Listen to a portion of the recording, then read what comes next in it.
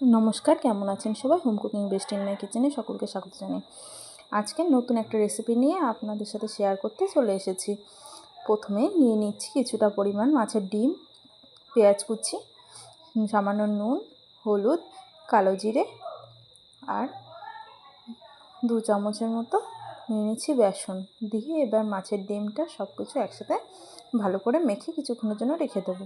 এরপর কড়াই গরম করতে দিয়ে কড়াইতে কিছুটা পরিমাণ সর্ষের তেল দিয়ে মাছের ডিমগুলোকে একে একে দিয়ে ভালো করে হালকা লাল লাল করে ভেজে নেব।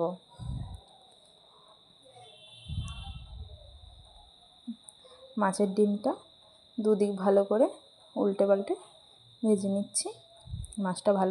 মাছের ডিমটা ভালো করে ভাজা হয়ে এসেছে, এখন নামিয়ে নেব। ওই তেলেই আলুটা ডুমো ডুমো করে কেটে রেখেছিলাম, সেই আলুটা ভেজে নেব। আলুটা হালকা লাল লাল করে ভেজে নিয়েছি, এবার নামিয়ে নেব। ওই তেলেই ফোড়নে দিয়ে দেব তেজপাতা আর জিরে। ফোড়নটা ভালো করে নাড়াচাড়া দিয়ে এখন পেঁয়াজ কুচি কিছুক্ষণের জন্য ভেজে নেব। পেঁয়াজটা হালকা ভাজা হয়ে এলে এখন দিয়ে দেব একটা মশলার পেস্ট। পেঁয়াজ, রসুন, কাঁচা লঙ্কা আর সামান্য তিল দিয়ে পেস্টটা বানিয়েছিলাম।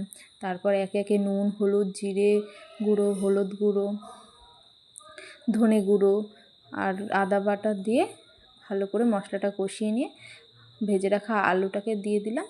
এখন টমেটো কুচি দিয়ে একটু নাড়াচাড়া করে নিই।